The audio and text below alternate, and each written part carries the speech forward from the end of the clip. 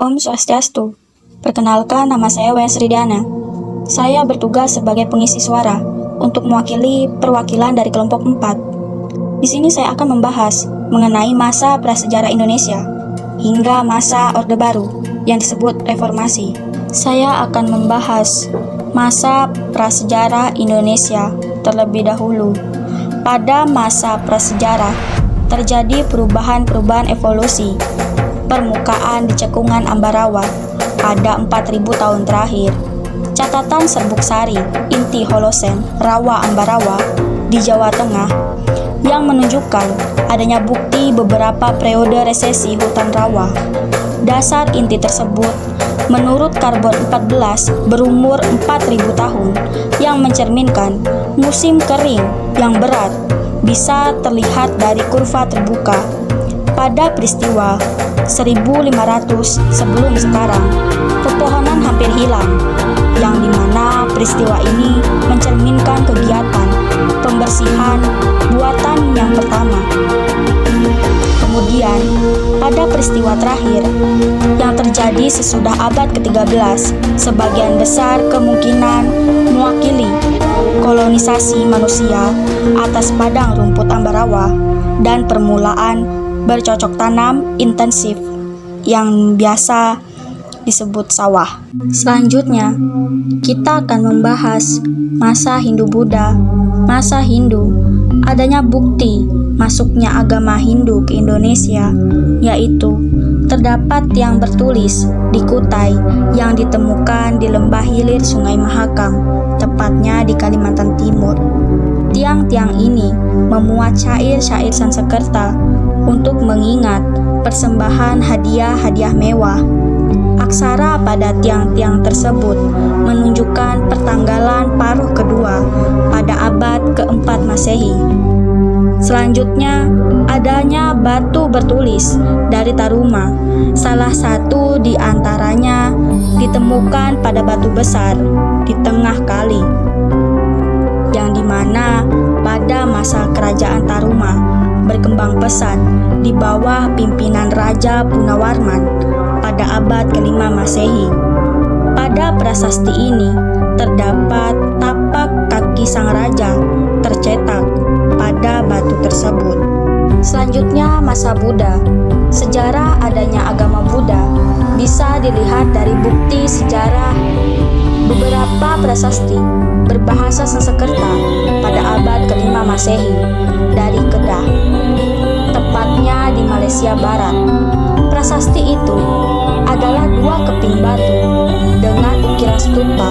Salah satu keping batu tersebut menyebut seorang kapten laut yang bernama Kapten Buddhagupta, penduduk dari tempat yang bernama Tanah Merah.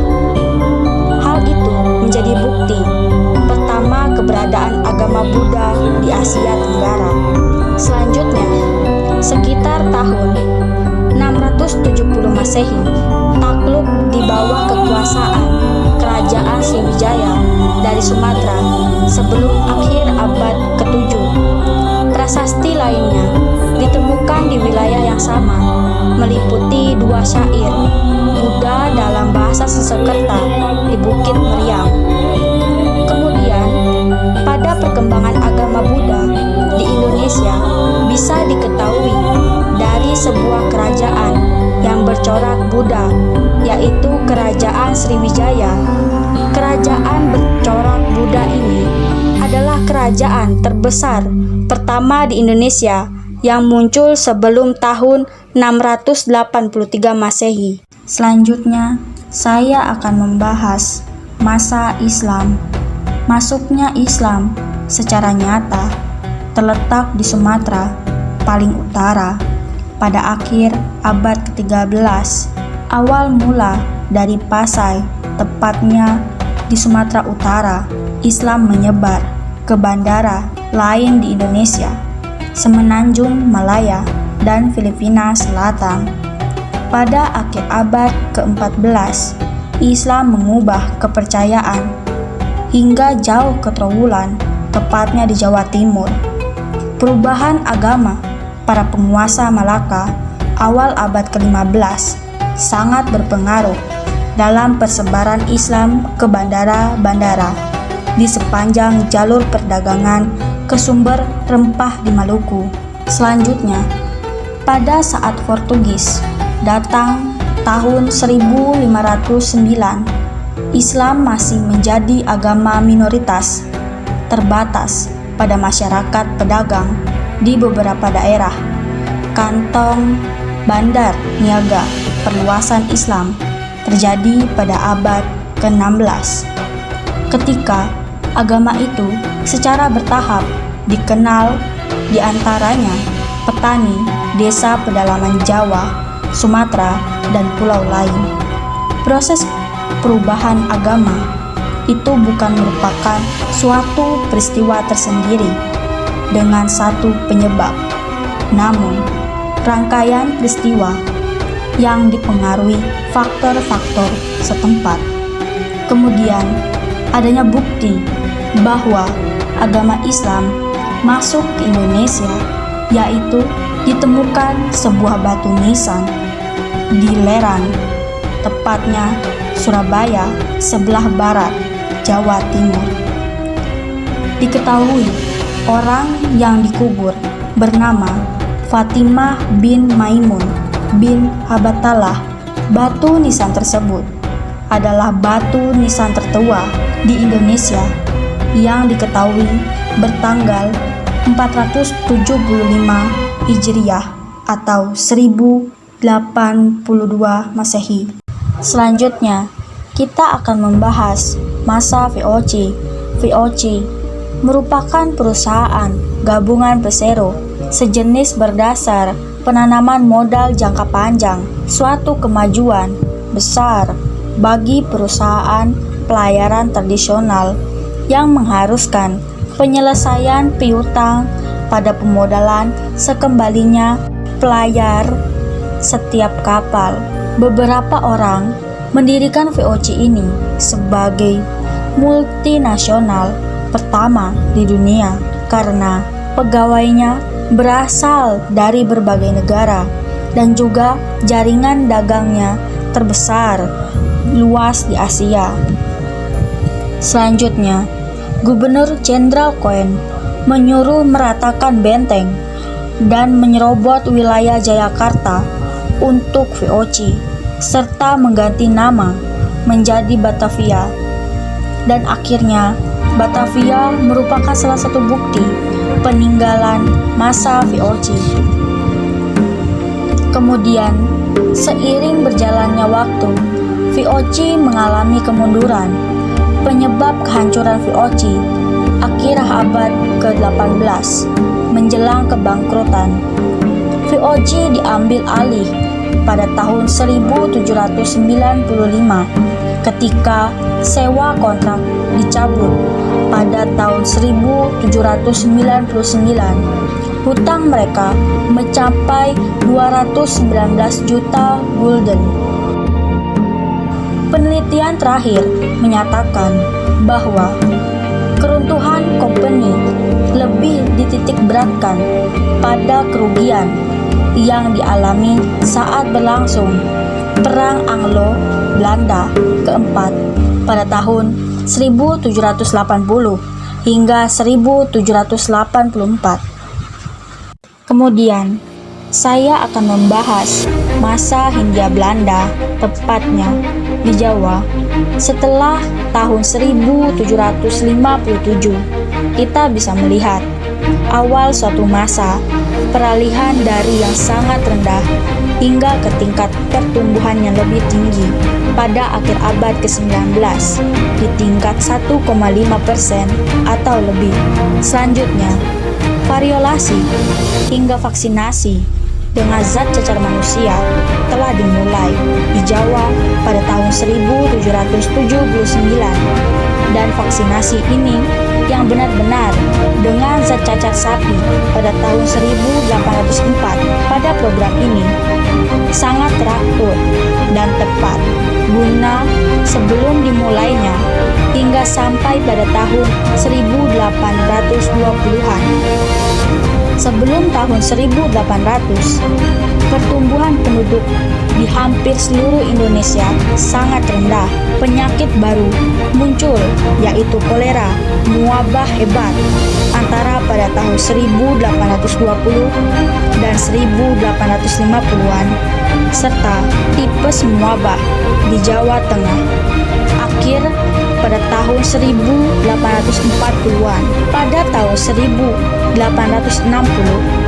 50% penduduk Jawa sudah tervaksinasi, yang dimana saat itu cacar bukan lagi pembunuhan besar. Pada zaman pemerintahan Belanda, terdapat adanya bukti bahwa penduduk di masa itu mengalami kelaparan pada tahun 1900, serta terjadi kegagalan panen di tahun 1900 atau 1902. Selanjutnya, pada tahun 1921 merupakan bukti bahwa kelaparan yang tersebar pada saat itu belum dapat teratasi pada tahun 1900. Selanjutnya kita akan membahas masa kedudukan Jepang. Pada tanggal 19 Februari 1942, Aceh mengadakan sabotase kepada Belanda selama 3 minggu sebelum mendaratnya Jepang di daerah itu.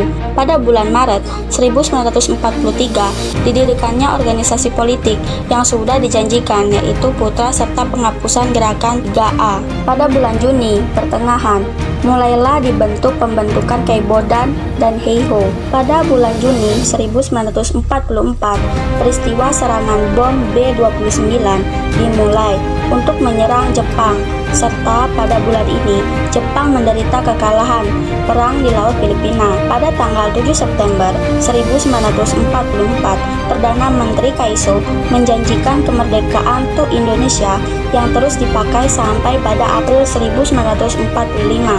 Pada tanggal 6 Agustus 1945, bom atom dijatuhkan di Hiroshima yang menewaskan 78.000 nyawa. Kemudian, pada tanggal 9 Agustus, peristiwa bom kedua dijatuhkan kembali di Nagasaki. Selanjutnya, pada tanggal 15, akhirnya Jepang menyerah tanpa syarat. Keesokan harinya, pada tanggal 16 Agustus, para pemuda membawa Ir Soekarno dan Muhammad Hatta ke Rengs Dengklok untuk merencanakan kemerdekaan tanpa campur tangan Jepang. Pada tanggal 17 Agustus, akhirnya Soekarno membacakan proklamasi kemerdekaan Indonesia di rumahnya. Selanjutnya, kita akan membahas masa revolusi. Pada bulan Januari 1946, perpindahan ibu kota dari Jakarta ke Yogyakarta karena adanya kedudukan Belanda di Jakarta. Pada tanggal 30 Juli 1947, pihak Belanda pada saat tengah malam meluncurkan aksinya yang biasa disebut aksi polisional mereka yang pertama. Pada tanggal 8 Desember 1948, Belanda kembali melancarkan aksi polisional mereka yang kedua. Selanjutnya, pada tanggal 1 Maret 1949, Letnan Kolonel Soeharto menyerang Yogyakarta selama 6 jam. Kemudian pada tanggal 17 Agustus 1950, Jakarta terpilih menjadi ibu kota negara baru pada saat itu. Selanjutnya, kita akan membahas masa Orde Lama. Gerakan 30 September 1965 berada di bawah kendali Letkol Untung dari Komando Batalion Resimen Cakra Birawa. Letkol Untung menunjuk Letu Dul Arif menjadi ketua pelaksana penculikan. Penculikan dilakukan pada 1 Oktober 1965 dini hari. Pasukan bergerak mulai pukul jam 3. Peristiwa dimulai dengan penculikan 7 perwira TNI Angkatan Darat. 3 dari 7 jenderal, yaitu Letjen TNI Ahmad Yani, Maijen TNI MT Haryono, dan Brigjen TNI di Panjaitan, dibunuh di rumah masing-masing sebelum dibawa ke lubang buaya. Selanjutnya, Jenderal Maijen TNI RSW Prapto, Maijen TNI S. Parman, dan Brigjen TNI Sutoyo Siswo Miharjo ditangkap hidup-hidup, dibawa ke lubang buaya, dan dibunuh di sana.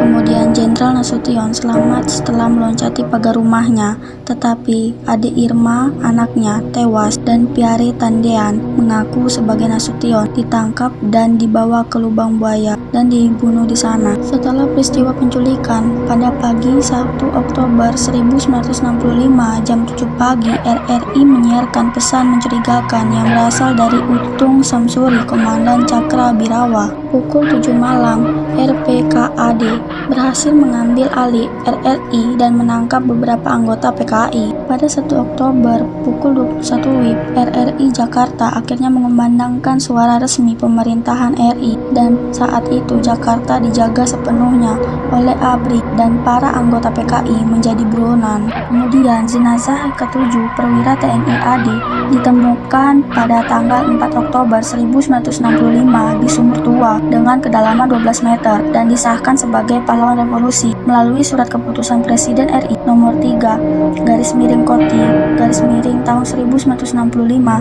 pada tanggal 5 Oktober 1965. Selanjutnya saya akan membahas masa Orde Baru hingga Reformasi. Pada tanggal 12 Maret 1967, Majelis Permusyawaratan Rakyat Sementara atau yang biasa disebut MPRS melecuti semua kekuasaan serta gelar Soekarno dan mengangkat Soeharto sebagai pejabat presiden sementara. Pada tanggal 27 Maret 1968, Soeharto resmi disumpah menjadi Presiden kedua Republik Indonesia. Pada tanggal 3 Januari 1971, pemilu Indonesia yang kedua terlaksana serta menjadi momen politik bagi masa depan Soeharto. Pada bulan Februari 1998 terjadi peristiwa para siswa dan aktivis dari Serikat Buruh diculik serta ditahan tanpa proses pengadilan oleh Komando Pasukan Khusus yang disebut dengan Kopassus. Selanjutnya, pada tanggal 13 Mei 1998, puncak kekerasan pun terjadi ketika polisi menembak mahasiswa tak bersenjata di kampus Universitas Trisakti, Jakarta. Kemudian, pada tanggal 21 Mei 1998, Soeharto lengser dari masa pemerintahannya serta menyerahkan kekuasaan kepada Wakil Presiden yaitu B.J. Habibie. Itulah pembahasan dari masa prasejarah Indonesia hingga masa Orde Baru Reformasi. Apabila ada salah kata, saya dari perwakilan kelompok 4 memohon maaf. Sekian dan terima kasih. Saya akhiri dengan Parama Santi Om Santi Santi Santi Om. Sahih.